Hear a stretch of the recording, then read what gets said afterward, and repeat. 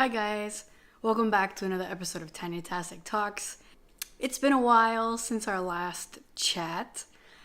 Last week I was sick. Unfortunately, I lost my voice. I thought I had strep throat. Thank God I don't. I'm still fighting the last bit of it basically. So I'm drinking lots of tea and ginger and lemon and all that fun stuff. So if my voice is a little bit raspy, bear with me, but actually that's not too bad. Anyways, all right. So today I thought that we would talk about testing ourselves, careers, and chronic illness. Three things, but kind of that's the whole spiel, okay? So last week, as I said, I was sick. It happened just before I gave a presentation to a group of almost 25 people about something that I'm starting, and it's a new venture for me, and I was nervous, and I was also worried that I wouldn't be able to even do the presentation because I felt so awful. My neck was so stiff, my throat was very, very sore. It felt like knives, and so I wasn't sure how I was going to pull this off. I had prepared everything. I had business cards. I had promo. I decided I was still going to obviously do the presentation, and then if I needed to go to the doctor's, I would right after, which is in fact what I did. So I got to the meeting and I just wanted to faint because I felt so drained already, and I wasn't sure if I was going to be able to pull it off. But I told myself I would just try my best, as cliche as that sounds.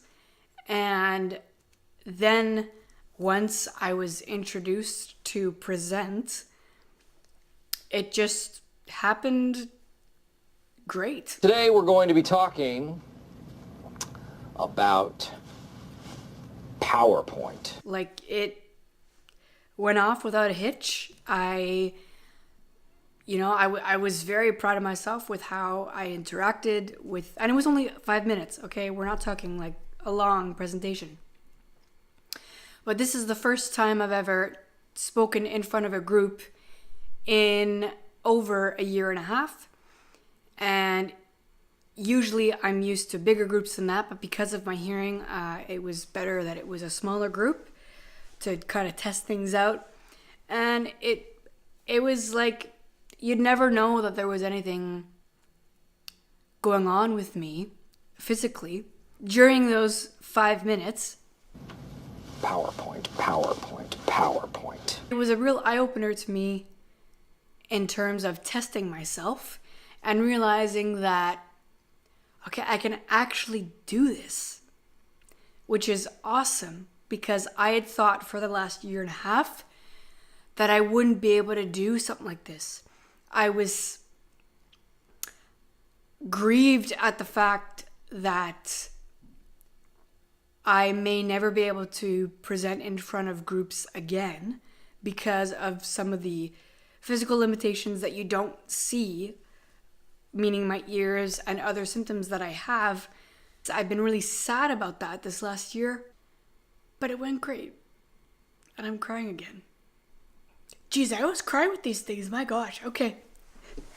It's interesting when you come in contact with, when you face your fear or when you face something that you didn't think you'd be able to pull off or accomplish, and then you do, you realize that you're much more than what you may think inside of your mind about yourself. And it proves to you that you're capable. In my case, in certain respects, I don't always feel like I'm capable, but then when I do something, I'm confronted with the opposite of, yes, I am capable. So it's been interesting to look at these two opposing thoughts that I have, because clearly my idea of not being capable in maybe a certain area that I'd like to be capable in I'm proven wrong. So then what does that say? That says that I'm capable more than what I thought. And it means that I should try more things out. Now, going into the new year and whatnot with this new venture will be a process, but I'm looking forward to seeing what I'm capable of. And I'm noticing that I need to change my self-talk in certain respects about my expectations and about the limitations that I perceive in my mind about myself, which really should be thrown out the door, because this is a time where I'm going to be testing myself, testing my limits, and forming a new perspective and idea of who I am as a person. And this kind of goes along the lines of this idea that I've mentioned in previous videos about reinventing yourself and all that type of stuff. But it's a little bit different because I'm discovering things about myself that are still there and still present. I'm also working around my limitations. So let's say I can't speak to a group of 50 people or 100 people. I can do a video because I've been doing YouTube now since April. I'm able to offer that as an option instead of, let's say, saying, no, sorry, I can't. It gives me more confidence and more power within myself to,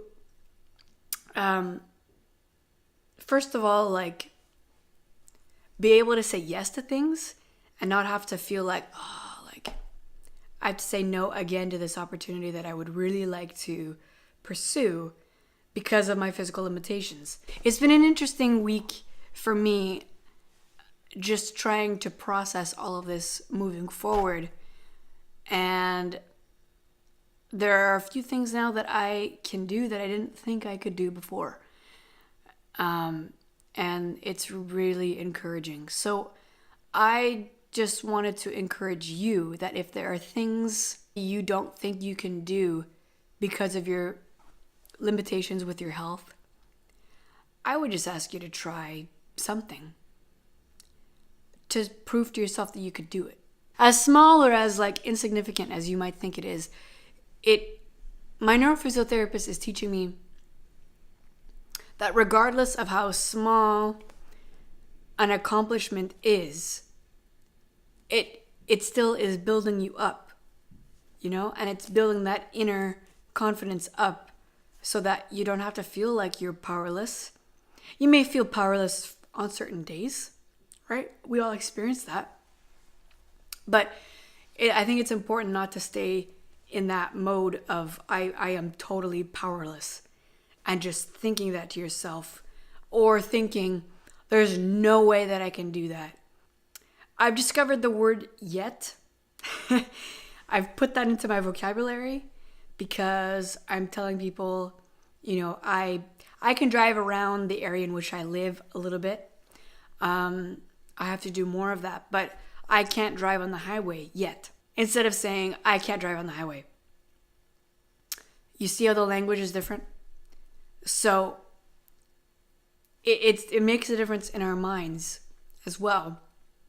If we're thinking, well, I'm not able to do that yet piece of it means that there's still hope for change or evolution or something, that you may be able to do a fraction of it in a few weeks from now, or in a month from now, or in 3 to 6 months from now. You don't know. Maybe in 6 months from now, I'll be able to do the highway. I don't know. Maybe. I'm hopeful though.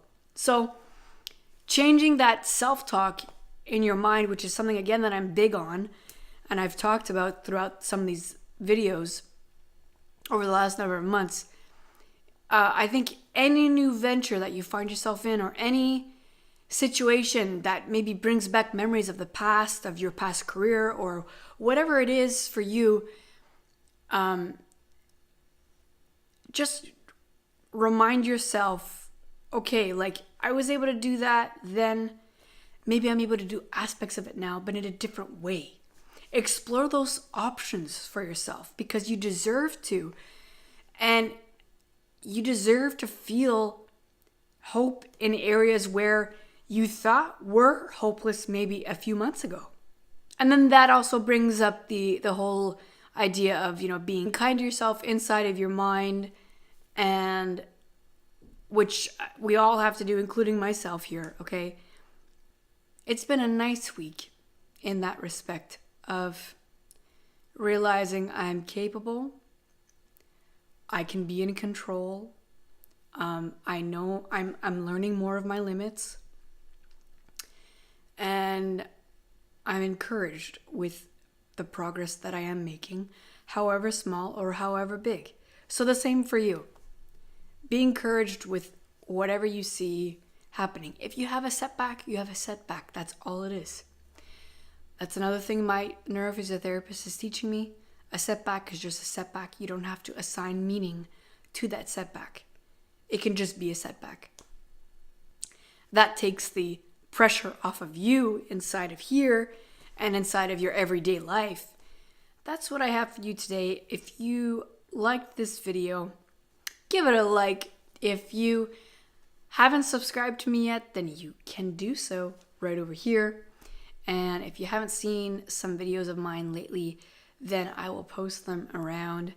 And you can catch up. And I will see you next week. All right. Bye.